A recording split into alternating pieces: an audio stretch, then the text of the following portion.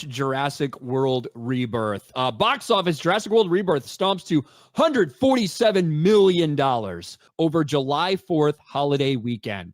And when you look at the global numbers, you're talking nearly a $320 million global debut in the biggest studio opening over for the year-to-year date. Jurassic World Rebirth made some big money over this weekend, no doubt about that. Look, we talked about Jurassic World for months in the lead up to this. And I said, and I think you said as well, that we both thought that of the three big movies opening in July, this would probably be the bigger one at the worldwide box office if we were placing a bet. Yeah. Right? Absolutely. I was a little nervous, like maybe when all the stuff was coming out about the early previews and reviews of like saying it's not good, it's terrible. I was like, yeah, and maybe it won't hit. But I had to hold on to my prediction and see what's happening.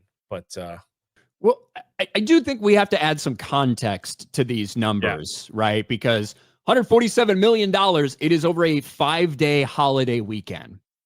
To put some of these things in perspective, when we look at the history for Jurassic World as a franchise, Jurassic World, the first one, opened over $200 million opening weekend. Fallen Kingdom and Dominion both were around $145 million. Those are on normal 3-day weekends, no extended opening, no holiday stuff, normal 3-day weekend.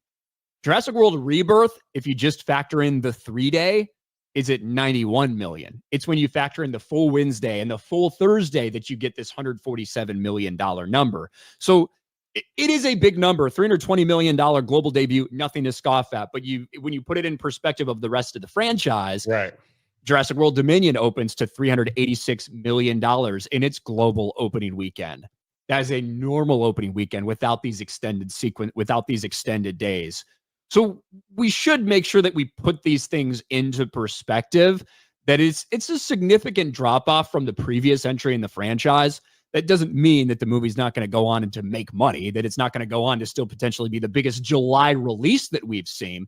And I would assume probably somewhere after these numbers, we'll see how it holds with a lot of competition.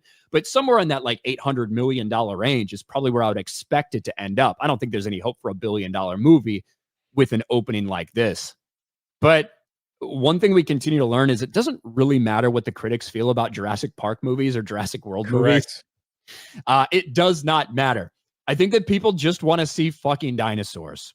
That's what they want to see. They want to see dinosaurs. They want to see people running from dinosaurs. They want to see a couple people eaten by dinosaurs, and they want to see it on a big screen. And that's what this movie is. I didn't find it as annoying or insufferable as the previous two Jurassic World entries. Not even close. I don't think it's like oh my gosh, it's great. What a return to form for this. That's not what I think. I don't think it's particularly good. I just think it's almost completely inoffensive to the point where the characters have no meaning or matter or do anything of value. They're just kind of along for the ride so you can see dinosaurs. But that's a lot the of people thing want to watch it. People were when my theater was packed and people were cheering for the dinosaurs to win in this one. It's like they had no interest in the characters whatsoever. They were hoping that they all died, that they all got eaten. When the T-Rex like woke up, everyone's like, "Here we go, baby. Let's see." Like, I guess they were hoping for the boyfriend to die or whatever, but they, like, you can almost like sense the groaning when they all survived the T-Rex first appearance.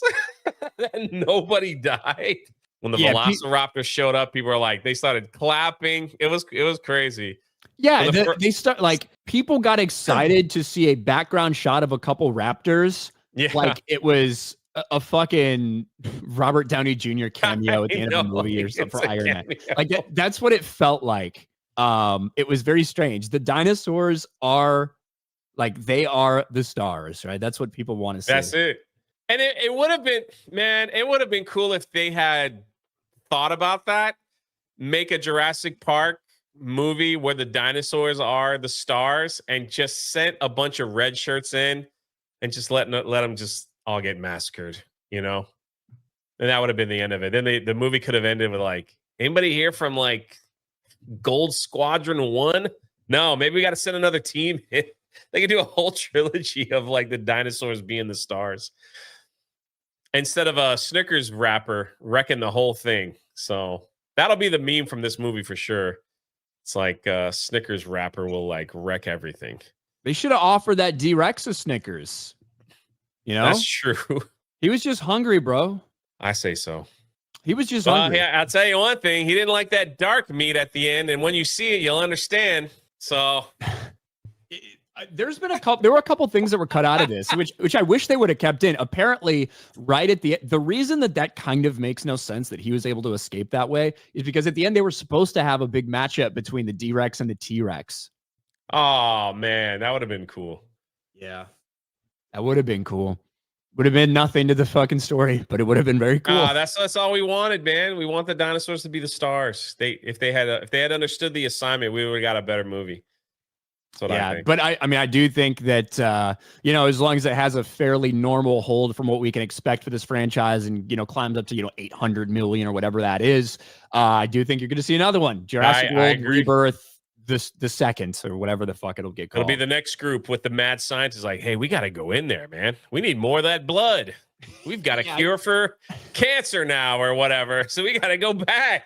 Yeah, we got the wrong blood. Johansson, and she'll be like, I'm not going back. No amount of money can pay me. Hey, well, your cousin's there. So go over. And it's like, all right, I'm going. But this time we're going packing. It is a big debut. There's no question, but I do think you have to put it in context for what this means for the franchise as a whole. And we are seeing, continued diminishing returns from this franchise. And yeah, I don't think it was as bad as Dominion and Fallen Kingdom, mostly because the characters were so inconsequential that there was so little actual story there that there wasn't much to be like, wow, this is the worst thing ever, because there was so little. I don't think it's a good movie. I think it's fine, and I think people will go and see it just to put popcorn in their mouth and watch dinosaurs, and that's what a lot of people want.